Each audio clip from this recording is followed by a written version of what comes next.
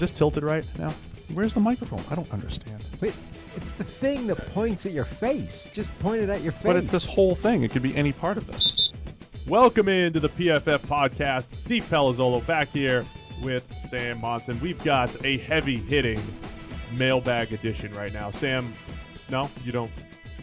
It's not heavy-hitting? No, it's not.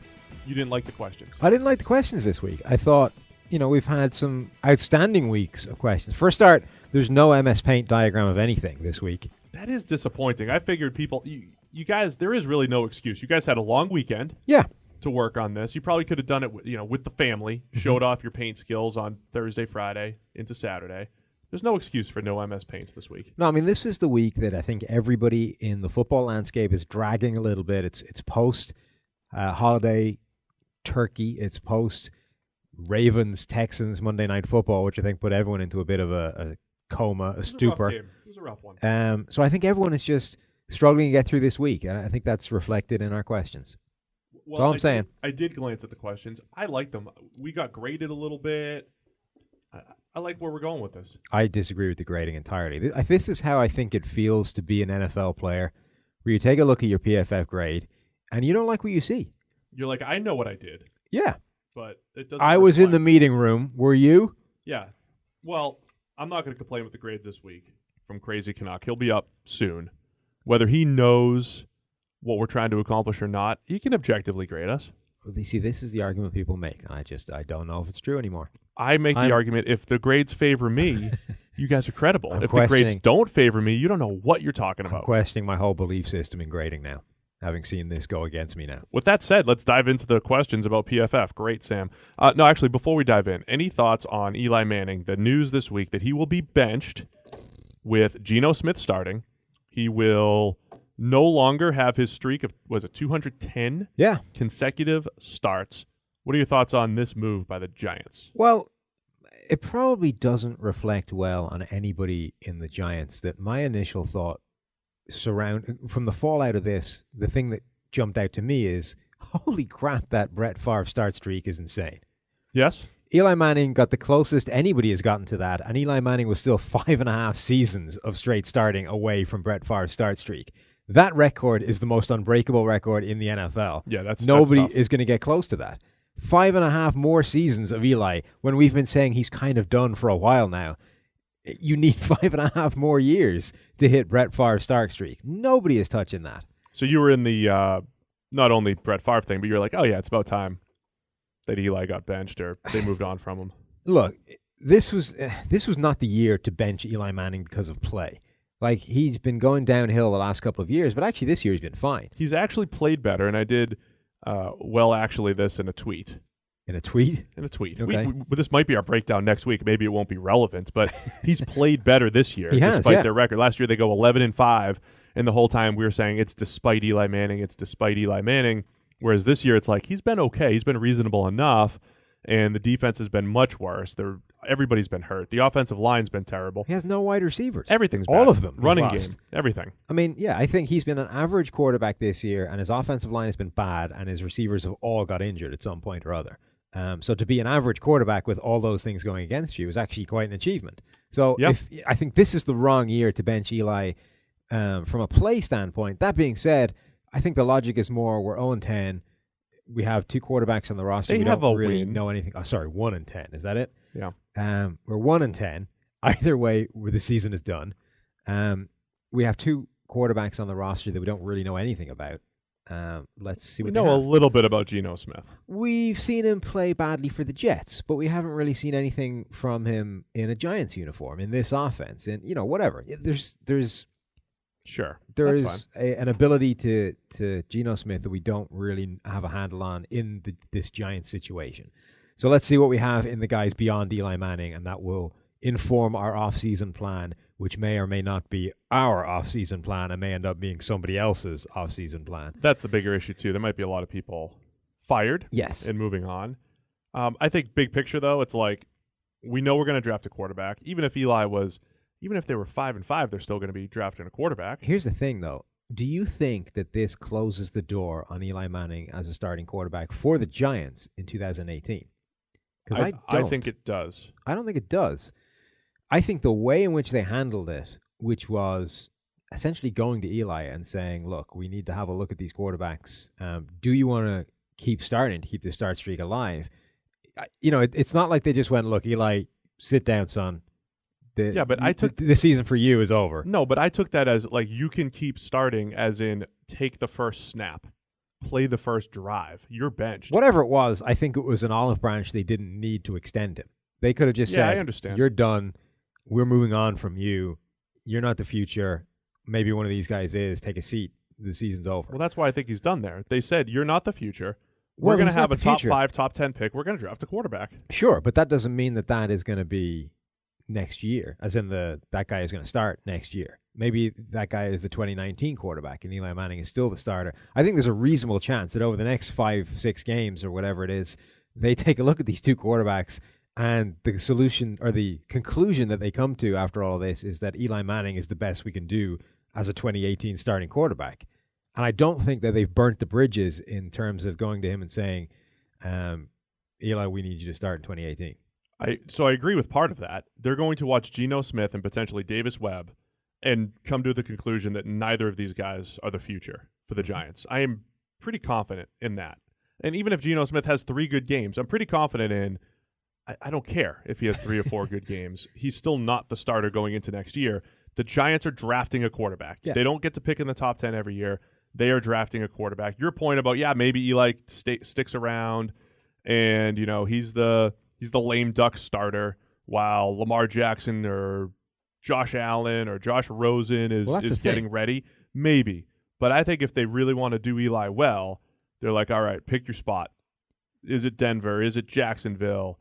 What's going to happen in Minnesota with their big shuffle? Where are you going to go and play next year? I think that ultimately that's where it goes. Well, that's where I think you come back to it being a business. You can't just say he's been a great servant, so we're going to do the best we can for Eli. It's a case of, look, we need to do the best we can for us in 2018, and that's probably Eli. Just from this group of young draftable quarterbacks, is there one of them that you would be confident in starting week 1? For a guy who's going to get it immediately, not need time to sit and learn. I don't know that there's too many of those guys I would want starting week 1. Yeah, I just don't know if you keep Eli around for maybe 4 weeks, 8 weeks. I think he's done with the Giants. I will say this, though. I'm impressed with the way Eli handled this whole deal. We've been pretty, not critical of him. We've just been objective about his play. Hasn't been great the last couple of years. Thought he handled it like a pro. The fact that he didn't care enough about the starting streak to just kind of, keep taking the first snap to keep it going. And, well, I think if anything, it was the other way around. It was he cared enough about it that he didn't want to fake it. However you want to position it. He was respectful and near tears when he had to talk about it. I mean, it's an emotional thing. He's been the starter since 2004 and been through a lot there in New York. One word answer, Hall of Fame, yes or no? No. Good. As in, will he make it or would I put him in? Would you put him in? No, I would not. Will he make it? Yes, I think he will. I'm the same answer with both those questions. Yeah. I don't think he should, but I think he will. Yeah, it's 2 rings. We could spend a while on it in the offseason to break it down. But, I mean, I do think rings matter to a point. My basic premise is, at any point, was he not even a top 5, a top 10 quarterback in the NFL? And I would say there's maybe 2 or 3 seasons where you would comfortably say that about him. That's tough for me. Yeah. I mean, that 2011 season, I think, was fantastic. Outstanding. His high-end play was outstanding. There's a legitimate thing to him having gotten hot at the right time twice and dragged his team to Super Bowls. He basically did what Joe Flacco did twice, and he was more a part of why they were winning during the hot streak than Flacco was. He had a whole season of great in 2011. But he did it like twice as often and better, and was a more vital, a bigger cog in that machine than Flacco was, even when he got hot. So, not to get off too much of a tangent, but in baseball there was for the Red Sox, Jim Rice and Carl Yastrzemski with the Red Sox. If you looked at those two guys, Jim Rice's high end was outstanding. He just didn't have the longevity, and this dude Yastrzemski, don't worry about it. He just played like 8 extra seasons of average, and all of a sudden his totals looked great. So when you looked at the two guys side by side, it's like, Yastrzemski was way better. I mean, if Eli did those 2 rings deal and then he was done in 2012. I'm no expert, but it feels like we could have achieved that analogy with a football analogy in our football podcast. Cut it, Taylor. Cut that part. got all baseball I don't references. know where I from now went on. to. I don't know why I even went to that. Who knows? It's a big question. I think generally in this podcast why you somehow manage to steer it back around to baseball every week. But anyway, let's get to the mailbag. Guys, I hope you had a nice Thanksgiving. Thank you. I have some questions about the Vikings suddenly finding themselves with a large number of starting caliber NFL quarterbacks. If you're the Vikings, who do you move and who do you keep? Also, if you're another team, which of the Vikings QBs do you want? Are there any logical landing spots outside of Minnesota for any of these guys? Thank you, and go Browns. That's Aaron. Happy Thanksgiving to you. Hope you had a nice Thanksgiving, Aaron, is what I should say as well. Any thoughts, Sam? the Vikings are in this weird situation where, you know that phrase that if you have two quarterbacks, you don't have any? Sure. They're in the same spot except they have three. And I think the same thing kind of applies. All these guys have at some point shown the ability to be a quality starting quarterback, and I don't know that you can be confident in any of them doing that in 2018 and beyond. I'm waiting for this Case Keenum, the wheels to fall off this wagon. I'm like 90% convinced it's coming at some point in this season, and we just haven't seen it yet. We have no clue whatsoever what Teddy Bridgewater is post-knee injury. I mean, he had an injury more severe than the injury that basically ruined Dante Culpepper's career in Minnesota. A more severe injury than that, and we haven't seen him back on the field yet. And even when he comes back, he'll be in a completely different offense. So we've no idea what he looks like within this offense, even if he is 100% healthy in the old Teddy Bridgewater that we saw. And then you have Sam Bradford, who has shown the best play in this offense of anybody, but is made out of Chad Pennington's knees. So I don't know that you can trust any of these guys going forward. I think you try to find a way to keep Keenum and Teddy Bridgewater. Yeah, as a duo. Right. I think that's and the then only figure it out which one of them is going to start the same way they're going to do this year. Because here's the deal with Keenum. We just well actually'd the receiving core. Adam Thielen and Stephon Diggs. Those guys are outstanding. We basically said how much they've elevated Case Keenum's play. And let's just be serious about this. They're winning games and all that stuff, and he's playing pretty well. He's got a 96.2 passer rating and 14 touchdowns against only 5 interceptions.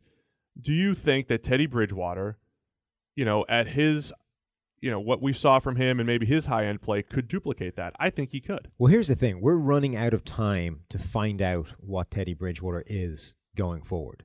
In a perfect situation for the Vikings, this week the wheels fall off the Keenum wagon catastrophically. He plays the worst game of the season. The Vikings get completely turned over by the Falcons on the road, and they turn to Teddy Bridgewater for the remainder of the season. And it turns out that Bridgewater has a couple of games. He shakes the rust off, and then by the end of the season, they've won enough. They're in the playoffs, and Bridgewater is back to being the quarterback that everybody thought he could be going into that injury. And then they're set. The Vikings know that they have Bridgewater back. He's their quarterback. They're in the postseason with him playing well, and they can lock him down long term. And potentially you can get Keenum back as his backup because he did lay the egg that's going to cost them. Their nightmare scenario is that Keenum plays just well enough to keep Bridgewater on the sideline through the remainder of the season. Probably gets beat in the playoffs because he won't be good enough to deal with a Philadelphia defense, say. But he's played well enough during this season that he prices himself out of a backup gig with them. So, That's the possibility. That's almost a definite at this point. I mean, if you show 2 good games in the NFL, it seems like you're getting paid or you're getting traded for. A.J. McCarron was getting traded for high draft picks. I mean, maybe I'm just... The difference there, though, is that he has also got a lot of bad tape on his career prior to this point. I agree with that. So maybe I'm just colored by the fact that I think the wheels are going to fall off this Keenum bandwagon at some point. But I get the idea that the league isn't yet sold on him as a quarterback going forward the way it would be with other people. Yeah, there's a track record of... So I think if it falls apart tomorrow, he can still be brought back as a backup type of deal. I don't think someone's going to come calling and say, here's $18 million a season, hand him a Mike Glennon type of deal. That's going to take him out of your thing. But I think the nightmare scenario for the Vikings is that it doesn't come until it's too late, and now you're left with absolutely no idea who your quarterbacks are. You've got 3 guys, all of whom are hitting free agency, and you have no idea which one to bring back and for what price. So I think ultimately Sam Bradford is gone. Is out. Yeah. And when you talk about landing spots, which teams are going to be looking for quarterbacks? Are the Bills going to be looking for they're going to draft, but are they going to look for that Glennon transitional guy. The Jaguars are going to be a hot team. They move on from Blake Bortles. Denver is going to be a hot team. Denver and Sam Bradford could be an interesting mix. Denver is going to be linked to Eli and Bradford and Alex Smith if the Chiefs end up moving on from Alex Smith because of Patrick Mahomes. I keep saying this quarterback carousel is going to be crazy awesome, Sam, as he says, no, don't say those millennial words. No. Don't even Taylor. What? Why are you guys cutting me off? No, don't do it. Do not censor me. You need to be censored. All right. Why does it say Ty God Taylor? I think that was his, That's the name of the email? No. Subject line. It's called Ty God Taylor. Dear Sam and Steve, firstly, I'd like to apologize. I feel like when I commented on Sam's dulcet tones many weeks ago, it really started a huge war between the two of you. I feel particularly bad, of course, but it seems to me that the last thing Steve ought to do is try to compete with Sam in this regard. It's true. Don't set yourself up for a mellifluous... Oh, jeez. I didn't read this in it. Mellifluous. Irish accent, Steve. Don't set yourself up against a mellifluous Irish accent, Steve. I'm sorry. My question is about the much maligned Tyrod Taylor. The Bills were a team without an exceptional level of surrounding talent, and blah, blah, blah, blah, blah, blah. They were in playoff contention. For all the lack of respect he seems to get from within the league, which other teams could Tyrod also make viable playoff contenders who currently aren't? Some vague suggestions: Arizona, Chicago, Green Bay, Baltimore, Denver. Could he make the Jags a Super Bowl contender? Thanks, guys. Love the show and Sam's tones. That's Callum, who started our whole war. Thank you, Callum. All right. Where do you want Tyrod? Where do you want your boy, speaking of the QB carousel? Denver. Denver is the seat for quarterbacks who just need to be average. If Denver, the first couple of weeks, they looked like a contender that we didn't think they could be heading into this season, and it was because Trevor Siemian, for a couple of weeks, was able to play average football, and that was all they needed. If they got Tyrod Taylor, that's a weekly occurrence. You've got a quarterback who's playing average football just well enough to game manage plus, and that defense is going to be excellent, and the running game is going to be good with the addition of Tyrod and the things that he can do. Like Tyrod in Denver, I mean, I think he makes the Broncos into a playoff contender this year, let alone the Jags.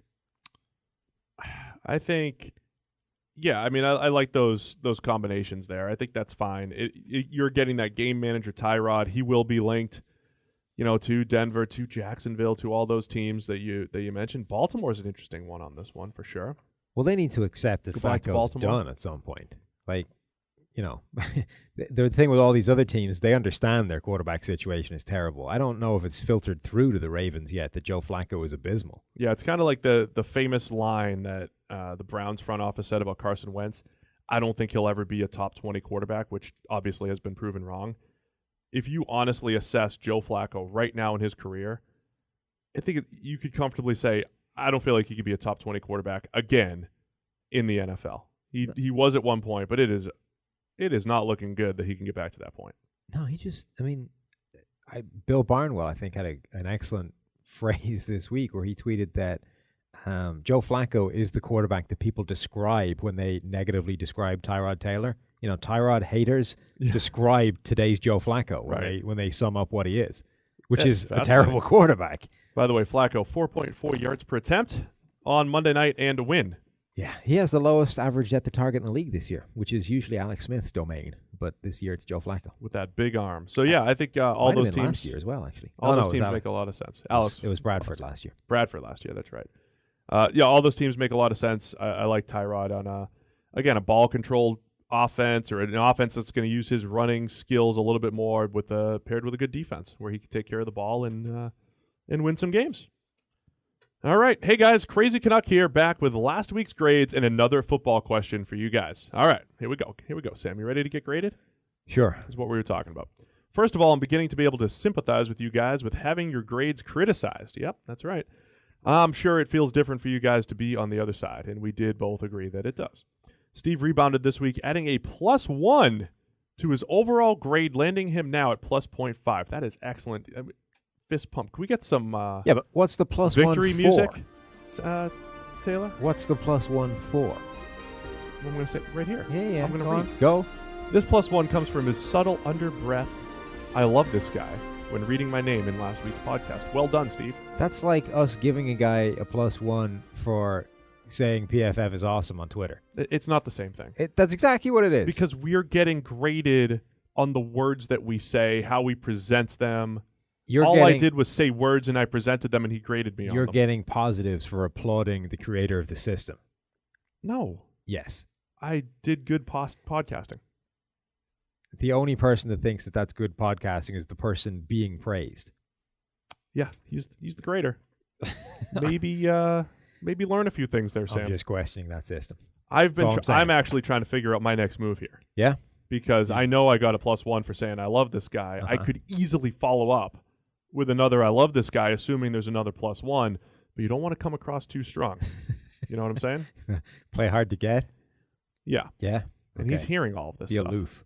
Be aloof. Let's find out why you slid. Yeah. Sam slid by -0.5 this week, making it a tie with Steve, now sitting at +0.5. We got Taylor updating the grades on the board over here.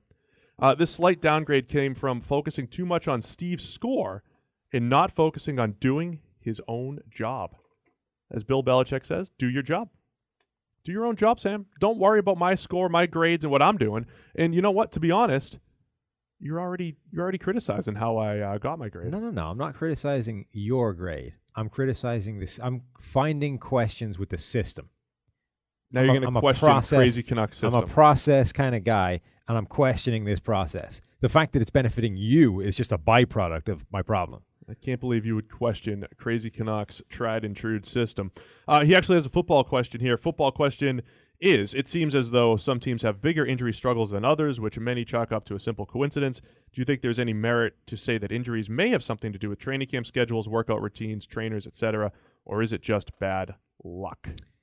I think it is just bad luck. I don't think it's just bad luck. I don't think these guys spend enough time doing anything that would cause injuries anymore with the CBA and the limits on practice time, etc. Right. There isn't enough stuff happening for them to be really pushing themselves to the point of breaking. So a couple years ago, Chip Kelly, friend of the show, he goes to the Philadelphia Eagles, and they had unbelievable health. I believe it was his first year. Unbelievable health. They go to the playoffs, and all the stories are being written about how he is revamping the nutrition and the workouts and how they do everything, the way they practice fast, and the game seems slow, and all these different things. And then the injury luck just reversed. I think just 2 years later, they all got beat up. So not to say that what Chip was doing was wrong, because he's a friend of the show, and I would never trash. I don't think he's actually a friend of the show as much as the guy that asks you to get him things. Look, he's my friend. We're buddies. Has he texted you back since you last messaged him? That doesn't matter. He's very busy recruiting at UCLA, but I sent him my congrats. Just saying, you might be misrepresenting Chip. Anyway, PFF fan Chip Kelly, new converted fan, just in the last year. That'll How's that? My point is, everybody's got this new innovative way of doing things. -0.5. Oh, jeez. Innovative way. For both of us, because that's me focusing on your grade. Ultimately, it's luck. Chip was doing some good things, and he still couldn't overcome the injuries. Maybe the TB12 method is the way to go. I did get a little glance Everybody at that on book. the water. My buddy had the book this weekend over Thanksgiving dinner. I glanced at it a little bit. I'm going to say the avocado ice cream looked better than I expected in the recipe section. I'm sure it looks fine. It's what it tastes like that's the problem. It's basically a whole lot of soft tissue massage, which is not groundbreaking. A lot of water drinking. Water, yeah. And, a couple of adjustments to your diet. I might give it a shot. You do that. You give that a shot and tell me how it goes, and then I will not do that. I will not give it a shot. I would lose Wednesday donuts. Shout out to Holtman's. Still waiting on you guys. I could eat your Wednesday donuts for you. No, you cannot eat all the donuts that I buy and all the donuts that you buy. That sounds like a challenge to me, and I'm pretty sure. I think we both know that's not true. That's a lot of donuts. We eat a lot of donuts on Wednesdays. Thank you, Crazy Canuck. Looking forward to your contribution and your grades again next week. All right, next one. Sam and Steve. The Packers really hurt my feelings on Sunday night. I was not planning on watching the game, which was supposed to be a blowout. I was looking forward to an early night and a little extra sleep. Instead, the Packers played a great game and almost saved their season and kept me watching to the end. I can't fault them for trying, but I was annoyed that having played well through the whole game, they let Pittsburgh run 3 plays for 37 yards and a 53-yard field goal in 17 seconds to win the game. It seems to me that if they had tackled the receivers at the line of scrimmage twice, taken the 2 5-yard penalties, they would have left the Steelers with a much more difficult 80-yard field goal attempt, which is why is defensive holding not the default strategy in this situation, like taking a knee to end the game? That is from Eric Smith. Yeah, so I knew the answer to this, but it turned into a real pain in the ass to actually find written evidence of the answer. Right. So a couple of teams did this at the end of the season last year. In November, the 49ers did it at the end of the game, and the Baltimore Ravens did it at the end of the game to beat the Bengals. Didn't the Ravens do the punter move? And the Niners did the tackle everybody in the end zone move? I think they both did they all do the tackle? I think they both did a wrap everybody up and mass defensive holding to prevent receivers getting anything done. And this is most common. This is most common when it's like 8 seconds left. Yeah. You're inside the 10, and especially if a team at the end of a half maybe has to decide between kicking a field goal or going for that touchdown. If you just waste all that time, you'll force them into a field goal situation, so you just hold everybody. So when it came up, I was like, I'm pretty sure they changed the rules so you couldn't do that anymore. So I went looking for the rule changes over this year and last year because I couldn't remember when that actually became a thing. Couldn't find it anywhere. Eventually, it turns out they did change the rule to make that happen. They just didn't do it by actually changing a rule. Instead, they instructed officials how to deal with it. Right. And what they've instructed them for is that you get a 15-yard penalty now for a quote-unquote palpably unfair act to kill time. And you get time put back on the clock if you do it more than once. So basically, it's not going to work. You can't get away with that anymore in the way you used to be able to. They've tightened it up. They didn't do it by an actual rule change. They just instructed officials how to deal with it. So looks good on paper. Actually, wouldn't work. And we've talked on here a little bit. There are some tricks to get around the clock stuff. The old Polish goal line and what the Giants did in the Super Bowl a couple years ago with too many men on the field, where you could just kind of waste all the time off the clock. It seems like they're trying to crack down on it. Also, they finally called. I was complaining the other week about the Detroit Lions basically lying on top of Deshaun Kaiser and a bunch of other Browns players in that pile to stop them getting up and clocking the ball. Lions did exactly the same thing on Thanksgiving to the Vikings, finally called for a delay of game, defensive delay of game, for basically dragging people into the pile and not letting them get up and spike it. Yeah, you shouldn't be able to do that. No, so it's good. It's good that they called it. It is the definition of delay of game. They finally called it. Seen it happen a lot this season. Not just the Lions, by the way, but they're the only team that I see doing it twice and finally getting called for it. How many pages of notes do we have left? More emails. Let's go. Well, they're all the same. Taylor managed to print out the same email. We have 12 pages of the same email, I think it is. Dear enviable gods of football knowledge, and Steve. Good start. Oh, man. He said multiple gods. Who's the second god? Who's the... Mike, probably. Maybe even Taylor. So it's all of us and then you. And Steve. Yeah. I can't stand this guy.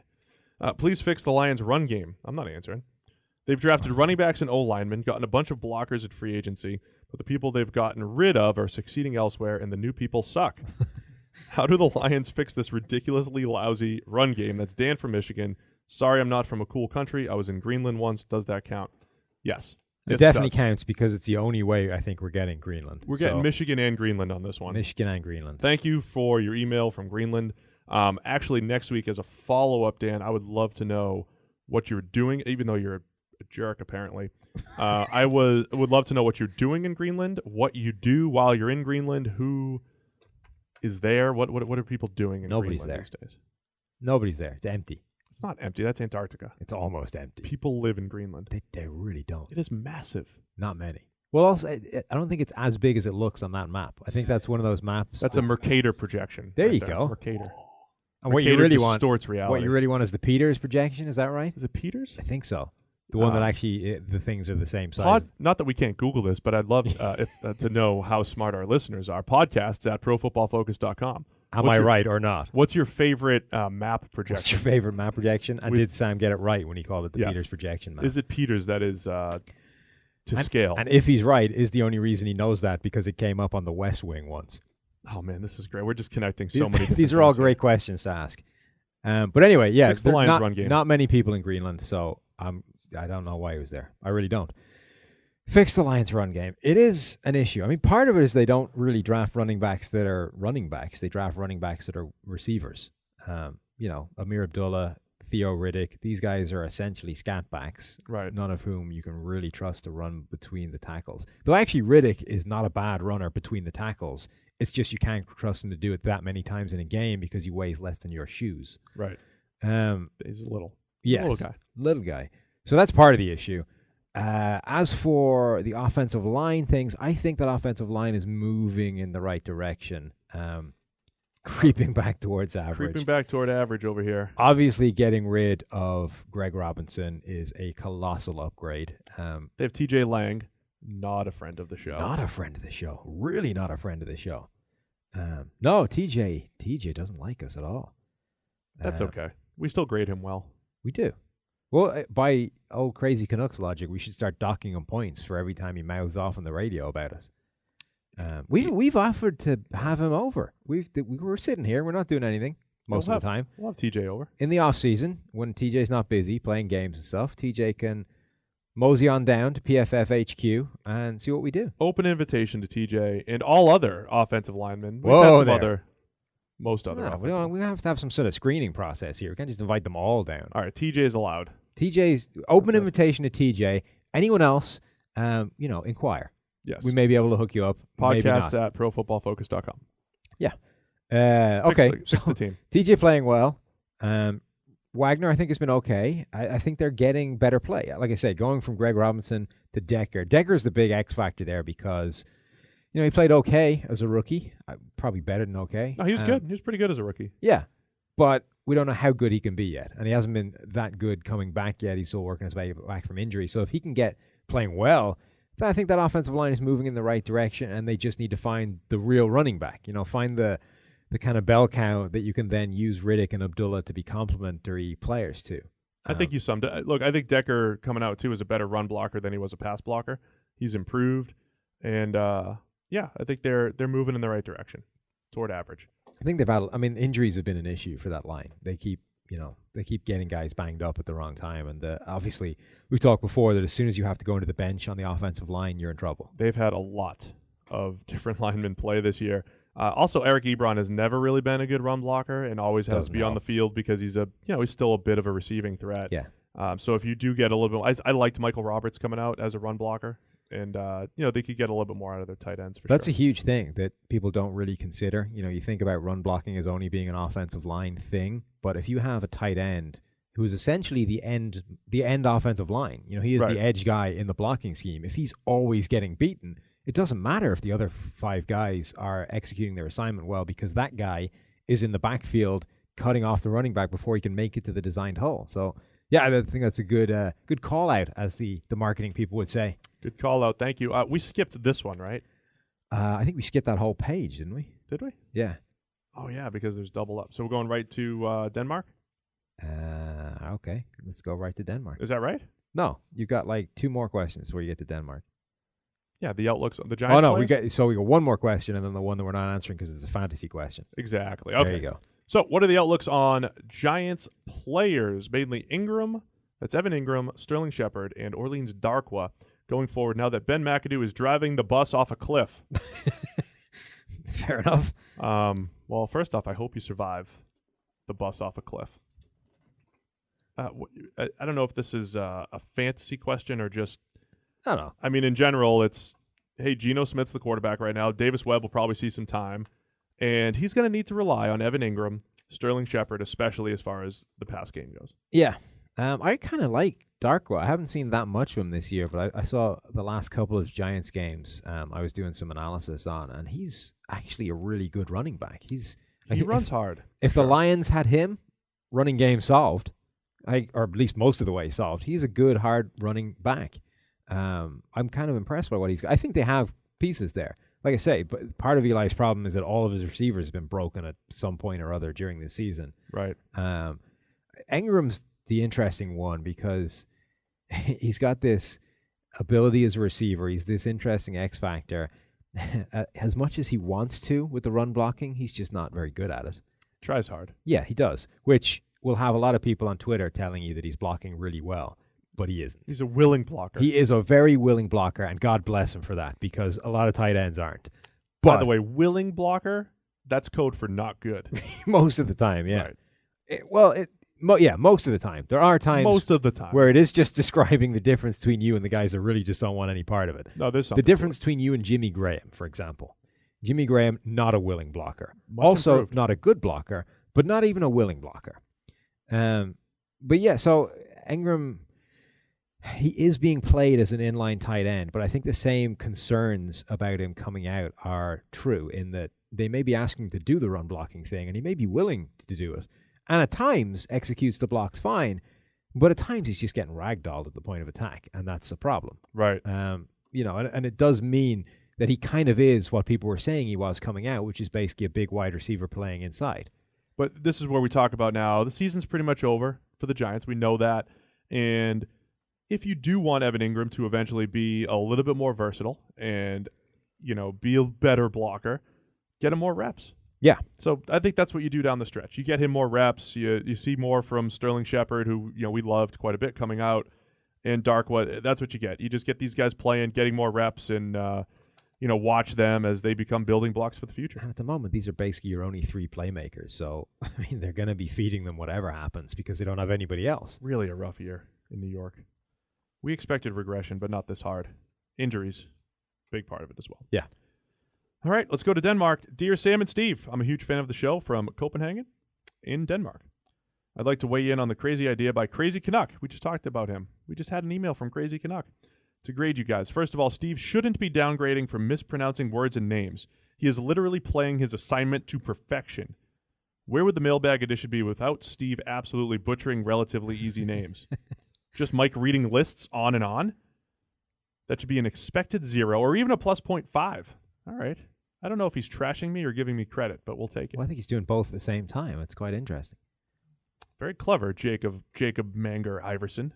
How's that pronunciation? Almost certain there's no way that's Jacob, given that he's from Denmark. What would it be? Jakob. Jakob? Yeah. There's soft J's over there? I think so. All right. However, telling another country how they should, in fact, be pronouncing something is a slight downgrade. I agree. Oh. And bringing up one's baseball days of glory endlessly should also be a downgrade. Damn it. Which means you copped another downgrade today. No, we cut that part out. We're cutting that out. Well, you say that, but the more I reference it, the less easy it is to cut out. If you hear of us referencing a baseball part that has been cut out, it's been cut out. Likewise, Sam should be downgraded for thinking, although probably jokingly, that his stats from the IAFL can be compared to any standard of play in the States, especially for bragging about it on his Twitter bio. That's a good point as far as downgrade goes. Put on what? That's clearly an ironic thing. I'm not putting second team All-Pro or All IAFL in my Twitter bio for anything other Why than giggles. were you second team? You couldn't even make first team? I wasn't even playing well that year. That's how much of a joke that so you made it on rep. Yeah. I made it on rep the season I was playing terribly. That was the season Everything I quit. we hate about Pro Bowls and All Pros, and you made it on rep. That was the season I quit. Like, that was the year where I was like, you know what? I don't have time to actually exercise and get back to the point where I'm fit and fast. So I'm getting run by slow, useless receivers. I'm done. The irony is that was strong. The year I made second team All IAFL. I appreciate your honest assessment of your skills. I'm just pointing out that that's an ironic thing in the bio. That's not a downgradable offense, clearly. Don't have to get defensive here, Sam. I think I do. Put on a show at the much talked about PFF Combine, and then we can talk. Who doesn't celebrate Thanksgiving in the States? It's as if you don't like freedom. Not what? Seniors? Yeah, I don't know what that is. Anyway. Also, I might be in the minority here, but I love Steve's weekly throwbacks to the old plus-minus system. Never forget Gerald McCoy in preseason a couple of years ago with a higher plus-minus grade than snap count, plus 11 on freaking 9 snaps or something ridiculous like that. Those were the days. # make PFF great again. That should be a +1 for Steve every time, in my opinion. And what are you going to do, Neil? Fire him? Nah, didn't think so. Going to make sure Neil reads this. Getting after it. At last, Mike should get a significant downgrade for jumping ship on the Chargers way too early. His own ship, even. That is a massive downgrade. That's like -2. Yeah, I mean, they talk about captains going down with the ship. Mike didn't do that at all. As soon as water started coming over the bow, Mike was over in the escape boat. Three weeks into it. So no women and children first. It was Mike's out of here on the escape boat, and the women and children are sinking with the ship. Not even surprised, except the ship's still afloat with the women and children. Yeah. Moving toward the playoffs and an AFC West title. P.S. I've been wondering how come you guys aren't at the bar for the weekly previews anymore. It was more of a sound quality issue and not enough. No, they were good to us. We had free drinks and they took care of us. Oh no, it was I could have used a free app every now and again, but I'm fat. It was a nice idea, but it didn't really work as a recorded thing as opposed to a live show that we were doing there. And some of the shows are pretty good. You got some interaction, but some of them just didn't. yeah, and it was sacrificing so much in terms of recording quality. So in other words, it's all about you guys, the listeners. We want the best experience. Yeah, it's basically your fault, Jakob. We should post up on Monday Night Football in Cincinnati. We should try to find a way to do that. Well, for the game. Yeah, you're saying we're going to that. We could bring the fake PFF mic that you had. That would be perfect. Let's do something. Monday Night Football. It's in our hometown here of Cincinnati this week. Let's figure something out. Anyway, all the best. Keep up the good work. That's Jakob Manger Iverson. How's that? Probably. We think. If that name sounds familiar, it's because you featured my silly tweet in the mailbag in week 4 about the visors. I knew the name sounded familiar. What did I call you back then, Jakob? Probably Jacob, which is your real name. We're getting the wrap it up sign, Sam. You're not supposed to say that. No? It's a secret sign in radio, but Taylor's giving it to us. He wants us to wrap it up. Between that and the baseball reference that you didn't make, this is... I just don't know how to do anything here. I just don't know. I don't know the proper protocol. Sorry. All right, guys, that'll do it for our mailbag edition. Thanks again for tuning in. We got one more big episode this week. We will have our Week 13 preview coming out sometime Friday morning, so keep an eye out for that. If you guys have not subscribed, please hit that subscribe button, and don't forget to get to ProFootballFocus.com. That is the place where you can get PFF Edge, PFF Elite, and Elite Monthly. I do strongly suggest you guys give Elite at least a shot here this last month of the season, and you get $10 off. All you have to do, use the promo code PFF10. Check out Monthly, see if you like it, and don't forget when you get these things, you're going to get all of our off-season goodies. We just had a bunch of meetings about them today, Sam. All the off-season goodies, we'll be announcing those soon. And the best part about all this stuff, you sign up once, you have a subscription for the year for all of these goodies that we add to it. So from player grades to our fantasy tools, maybe something on quarterbacks, all of our draft stuff, maybe some free agency stuff as well. It's all coming out, and it's all part of PFF Edge and Elite. You can also give the gift of PFF. Oh, that's beautiful. As the boss likes to say. You can give a free PFF Edge subscription. It's on the website right now. If you go to just ProFootballFocus.com, on the right-hand side, you'll see the post that tells you all how to do that if you want to give somebody a PFF subscription for Christmas. Sounds good to me. Spread PFF with cheer. Thanks again for listening, guys. We'll talk to you guys for our Week 13 preview.